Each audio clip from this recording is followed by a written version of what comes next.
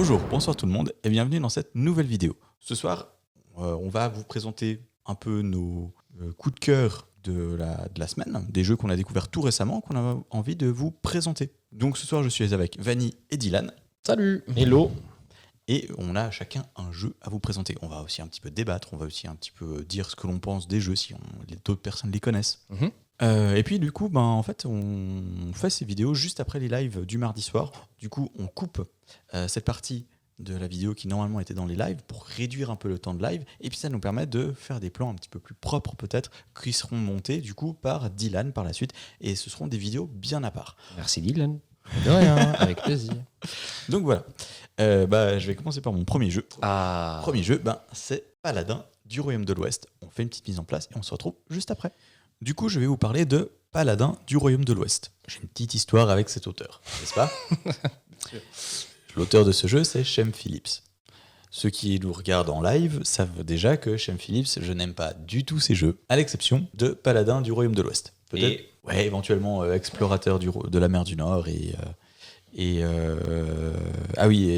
voyageur du Tigre du Sud. Mais Paladin, il y a quelque chose en plus que je retrouve pas du tout dans les autres jeux. Là, il y a vraiment une évolution constante, c'est plaisant au possible et cérébralement, c'est bien costaud.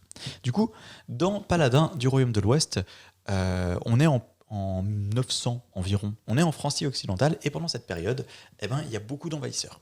Ces envahisseurs vont être représentés par des cartes dans le jeu. Il va falloir soit les convertir, soit les combattre. Le roi a décidé d'envoyer des paladins, des preux-chevaliers, pour protéger les différents villages. Du coup, nous allons incarner un de ces villages, nous allons développer le village et choisir les paladins qui vont venir nous aider en cours de partie. On va jouer en 7 manches et chaque manche est séparée en différentes phases. Je vais expliquer un peu plus en détail les phases. Première phase, ça va être de choisir son paladin. On a son deck de paladin ici, on prend les 3 premières cartes et parmi ces 3 cartes, on va avoir 3 paladins.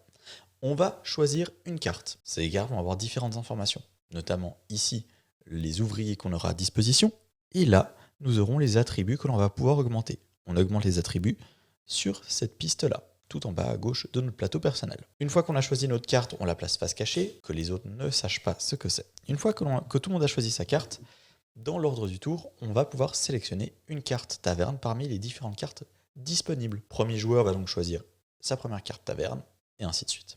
Une fois que l'on a choisi notre combinaison de cartes, on va récupérer les ouvriers mentionnés tout en haut de la carte ici, et les 4 ouvriers mentionnés sur la carte taverne. Ces ouvriers vont nous permettre de faire différentes actions pendant notre tour de jeu, en les plaçant sur ces emplacements. Pendant la phase d'action, chacun notre tour, on va effectuer une action jusqu'à ce que tout le monde décide de passer son tour. À mon tour de jeu, je peux donc faire une action parmi les différentes actions sur mon plateau personnel. Pour faire une action, il va falloir que je combine des ouvriers entre eux. Par exemple, développer nécessitera 2 ouvriers de n'importe quelle couleur, chasser un ouvrier de n'importe quelle couleur, et je peux également ajouter un ouvrier vert pour rendre l'action chassée plus puissante. Donc, je place, imaginons, 2 ouvriers comme ceci. Ça va me permettre de faire un développement. Je dépense 4 pièces, les pièces qui sont comme ceci dans le jeu. Et grâce à ces pièces, je vais pouvoir donc développer mon village en plaçant une maison sur un des emplacements très tillés de mon plateau personnel sur la partie droite du plateau. Ça va me permettre de payer moins d'ouvriers à chaque fois que je souhaite faire l'action mentionnée. Donc là, missionner me coûte plus que 2 ouvriers. Je suis toujours obligé de remplir l'emplacement de gauche avant de remplir l'emplacement de droite. Du milieu, pardon. L'emplacement de droite étant toujours disponible, donc on ne peut jamais le remplir avec une maison. Les différentes actions vont nous permettre de faire plein de choses. Développer notre village, vont nous permettre aussi d'avoir une interaction avec le plateau là-bas, d'aller combattre, d'aller faire des missions ou alors aussi de convertir les envahisseurs, ainsi que recruter des nouveaux villageois. Tout ceci pour améliorer notre jeu. C'est un jeu que je trouve extrêmement prenant parce que justement la combinaison que l'on fait sur notre plateau, c'est assez remue-ménage. Ok. Il faut bien réfléchir en avance. Et vraiment, on a cette sensation d'évolution constante.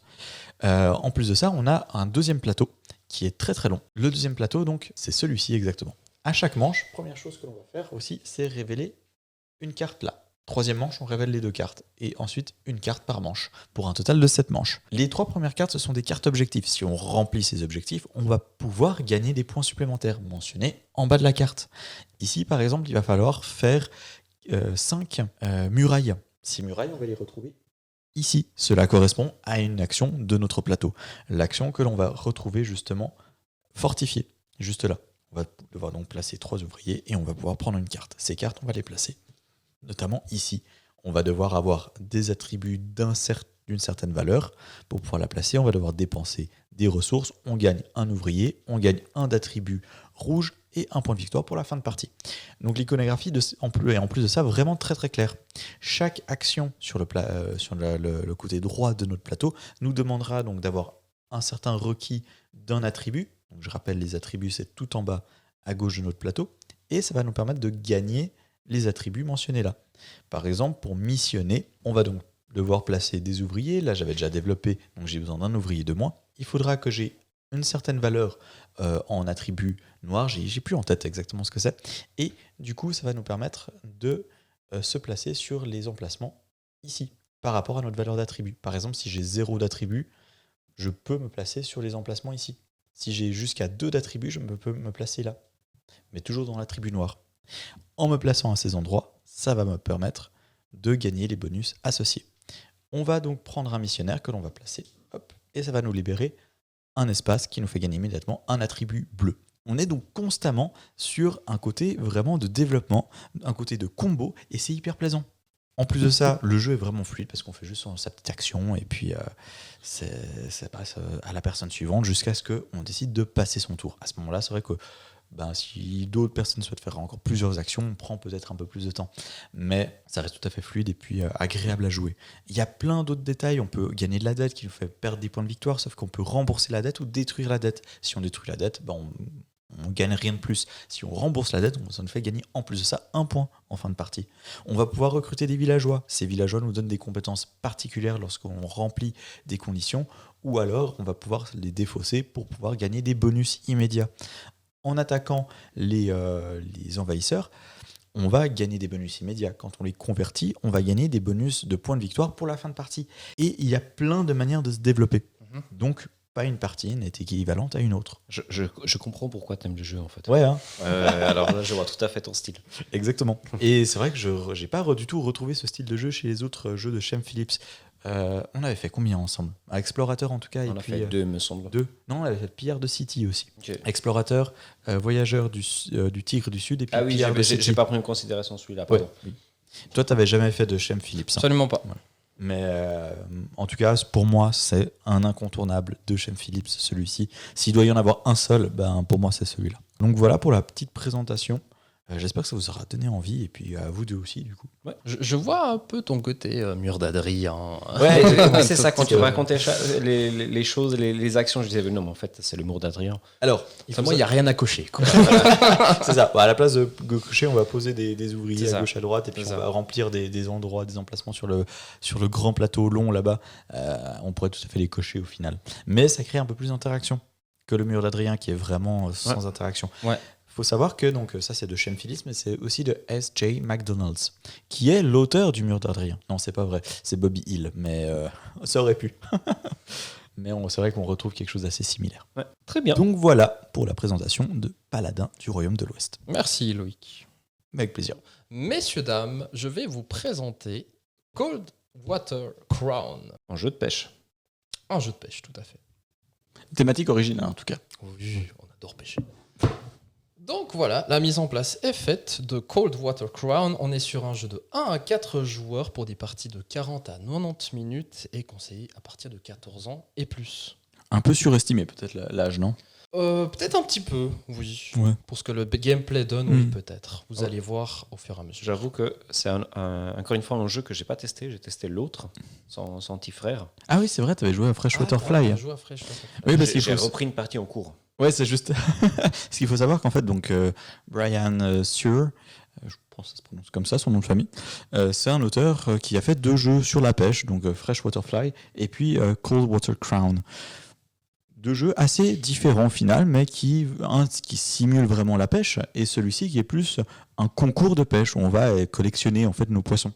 Donc les deux sont assez complémentaires et on a des sensations complètement différentes. On y va dans le gameplay ? Ouais, très bien. Parti. Donc le but du jeu, c'est d'avoir le plus de points de victoire possible, de choper le plus gros poisson pour à la fin, au concours de pêche, présenter notre plus gros poisson pour gagner encore plus de points de victoire.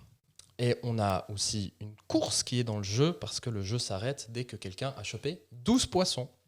C'est là où on va faire un dernier tour de jeu et c'est là où on va après compter les points. Donc voici le plateau. On a chacun un petit plateau personnel comme ceci qui est réparti en 4 cases en différentes zones. Là, on a la zone 3, la zone 4, la zone 5 et la zone 6. Sur le plateau général, on voit qu'il y a 3 secteurs différents. On a le lac ici, le rivage et la rivière qui est doté de 2 couleurs dominantes pour les différents poissons.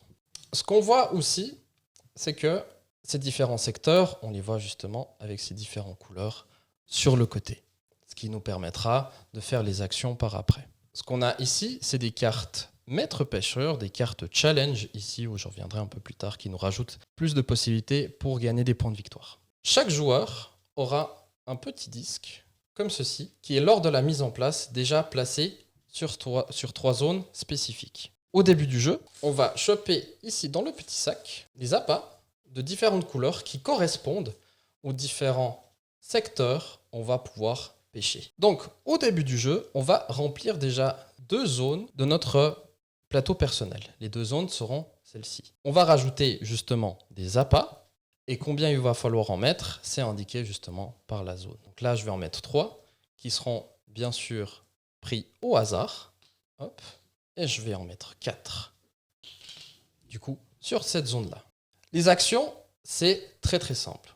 Ce sera avec le petit cylindre en bois où on a d'un côté un 1 et de l'autre côté un 2. À notre tour de jeu, on va placer ce disque sur une zone qui est disponible. Donc les zones disponibles, on les voit ici, celles-ci. Elles sont déjà occupées. On a aussi le port, où je reviendrai un peu plus en détail plus tard. Quand on choisit une zone avec une couleur, donc là je vais choisir la couleur noire. Je regarde sur mon plateau personnel ici, si j'ai des appâts de couleur noire. Ici avec le 1, ça me permettra sur chaque zone d'enlever un appât noir. Dans ce cas-là, j'en ai que 1, donc j'en défausse que 1. Ma deuxième action sera de retirer un autre pion, sauf celui que je viens de poser. Donc ce sera un des 3 ici. Et là, pour exemple, je vais prendre le jaune ici. Ça me fera exactement la même chose avec le numéro 1 ici. Ça veut dire que sur chaque zone, je vais enlever un jaune. Donc là, j'enlève ceci. Quand je reprends ce jeton-là, je vais le retourner. Et à mon prochain tour, je vais pouvoir activer le côté avec le numéro 2.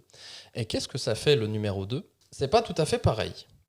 C'est que quand vous placez sur une couleur, sur toutes les zones, vous allez enlever tous les appâts de cette couleur que vous avez choisie. Et ensuite, vous reprenez un autre et vous le retournez. Et c'est comme ça jusqu'à la fin du jeu, à tour de rôle. Maintenant, vous allez sûrement me demander, mais comment on chope des poissons ? C'est quand même le plus important.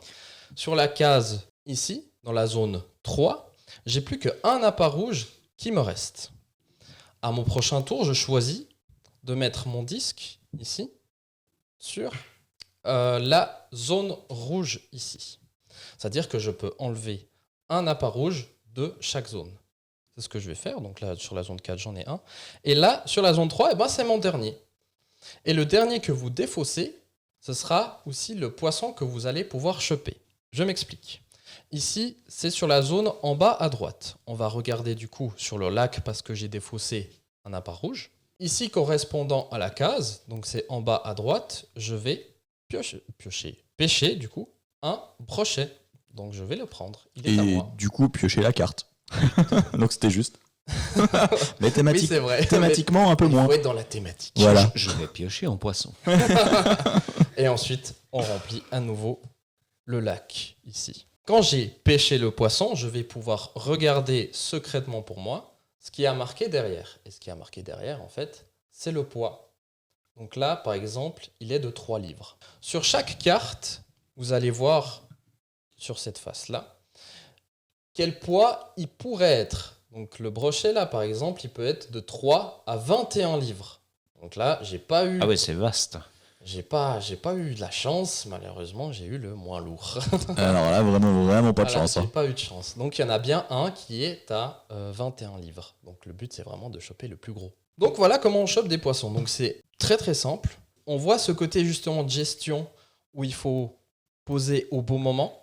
Le 2 par exemple, il est très très important, vous pouvez enlever tous les appâts de cette couleur, donc on peut limite presque comboter en fait pour rattraper plusieurs poissons. Ce jeu est essentiellement une course. Les différents jetons qu'on voit sur le plateau, on a différents jetons qui sont en rapport avec de la chance, où il faut être plus vite, etc. Le jeton ici au milieu correspond au poids du poisson. Si vous chopez un poisson qui fait 7 livres, vous le montrez à tout le monde. Ah bah voilà, le dernier. Voilà, celui-là il fait 7 livres, donc si je le pêche et qu'il y a ce jeton qui est face visible, je le montre à tout le monde et je gagne ce jeton-là qui me rapporte un point de victoire à la fin de la partie. Et on révèle le prochain. Ici, ça correspond à des poissons en particulier. Il y a le gardon, le flet et la perche, pardon. Et là, c'est plus une course. Parce que tout en haut, on gagne plus de points de victoire. Là, on en a 3. Et plus les joueurs vont choper ces 3 différents poissons, et ben, ceux qui sont en retard, ils vont gagner moins de points de victoire. Pas du tout s'ils n'ont pas accompli la quête. Après, il faut savoir aussi que le flet, le gardon et la perche sont des poissons de petite taille, donc ne vont pas forcément rapporter beaucoup de points pour le concours de pêche. Pour le concours de pêche de fin de partie, exactement. On a un jeton ici, celui qui arrive en premier à avoir 12 poissons, ce qui enclenche la fin de partie. Il gagne 2 points de victoire. Et ici, c'est consacré aux cartes challenge qui sont juste ici. Ces cartes sont en soi très simples à les accomplir. Déjà, premièrement, pour en avoir, il va falloir aller au port. Au port, qu'est-ce qu'on va pouvoir faire ? De 1, on va pouvoir remplir des cases. Toujours en rapport avec nos différents disques. Si j'arrive avec un 1, je vais pouvoir faire une action du port. S'il y a un 2 là-dessus, l'un ou l'autre, ou 2 actions du même type. Je peux du coup remplir par exemple 2 cases. L'autre action qui est disponible est du coup de prendre une carte challenge. Donc là, par exemple, imaginons que j'ai mis un 2, je décide de remplir une case de mon plateau personnel et de choper une carte maître pêcheur challenge. Donc je prends par exemple le crabe. Et pour pouvoir remplir la condition de cette carte, c'est tout simple, c'est que lorsque vous défaussez des appâts de votre plateau personnel, vous allez juste rajouter et remplir les différentes conditions qui sont marquées sur la carte. Donc là, si je défausse le dernier appât noir, c'est-à-dire que j'ai accompli cette carte, je vais enlever ça et mettre à la défausse, et cette carte me rapportera un point de victoire à la fin de la partie. Et puis, à la fin de la partie, dès que 12 poissons ont été chopés par quelqu'un et on a fait un dernier tour, on va prendre tous nos poissons qu'on a pêchés, de chaque secteur prendre celui qui pèse le plus pour chaque espèce. Donc, on va ensuite regarder celui qui a pêché le plus gros poids de chaque secteur. Celui qui a pêché le plus gros poids prendra le jeton qui sera tout en haut. Et ensuite, ce sera dégressif.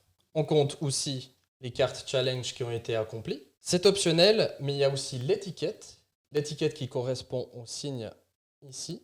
Et donc, on gagne un point supplémentaire par étiquette de poisson qu'on a choisi pour le concours de pêche. Et donc, à la fin de la partie, on compte tous les points. Celui qui a plus de points gagne le concours de pêche. Du coup, qu'en as-tu pensé ? Alors, j'ai fait une partie à 4 joueurs. Tout le monde a bien aimé. J'avoue qu'au début, ils étaient en mode on va jouer à un jeu de pêche. Ouais, exactement.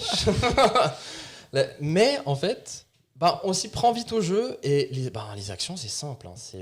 On prend nos petits pions, on place, on prend un autre, on le retourne pour le prochain tour.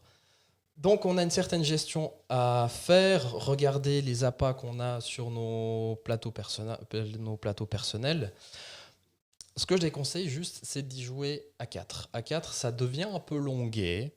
Ça n'a pas été méga dérangeant. C'est juste que voilà. Au bout d'un moment, t'as compris la mécanique, t'as envie de passer à autre chose, quoi. Voilà, donc j'y jouerai pas à plus de 3 joueurs. Je pense qu'à 3, à 2, c'est vraiment la meilleure configuration.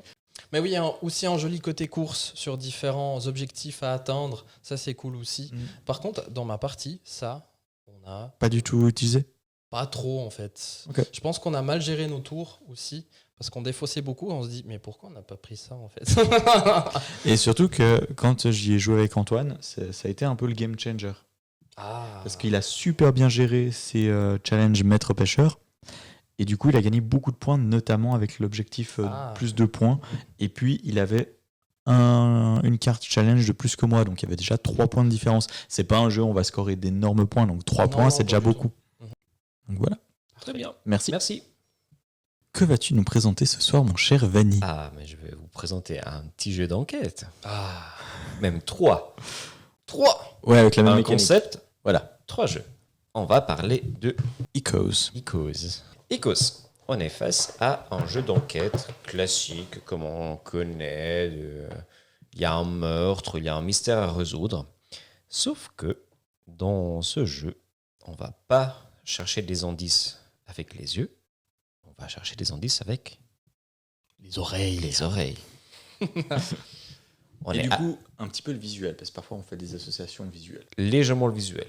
En fait, on va se retrouver avec des objets, des images qui vont représenter un petit peu la scène du crime ou la situation en général. Et grâce à ces objets, on va écouter les bruits et la mémoire de ces objets. C'est ça qui est vraiment intéressant. On peut entendre des bruits de pas, on peut entendre des bruits bizarres, des voix, parfois on entend des discours. Et pendant le jeu, on doit les mettre dans l'ordre chronologique pour pouvoir reconstruire la situation et après résoudre l'énigme. Nous, on a joué à 2 sur 3. Donc on a commencé, il y a il y a la boîte numéro 1, 2 et 3. La première boîte, c'est La danseuse. la danseuse. La deuxième boîte, c'est le cocktail. Et la troisième, c'est l'éclipse, que je me réjouis de tester. Le jeu est vraiment très simple. En tout cas, le principe du jeu, le matériel est basique. Là, je vais prendre l'exemple de la danseuse. Alors, dans la boîte, on a des cartes plus ou moins épaisses. On a 6 cartes de départ, celles en carton avec des images. C'est toujours une image de départ. Et après, on a des autres cartes en 10 ou des objets ou des choses qui sont retrouvées, etc., qui doivent être associées à chacune des cartes. Pour chaque carte présente ici, on associera 3 cartes. Et il faudra le faire dans l'ordre chronologique. Exactement. Après, le jeu nous aide quand même un petit peu parce qu'il y a des cartes qu'on va pas sortir au début. Donc, on a d'abord 3 cartes, 3 situations à découvrir. Après, 3 autres situations à découvrir. Et enfin, on peut reconstruire l'ordre chronologique de toute la situation. Je me demande si on pourrait partir directement à faire les 6 pour augmenter un peu le complexe. challenge. Ouais. Pour jouer à ce jeu, on a quand même besoin d'une application parce que, évidemment, c'est l'application qui va fournir les indices, les bruits et les sons. C'est une application qui est très simple à utiliser, très réactive. Donc, il voit la carte et directement, il nous envoie le son.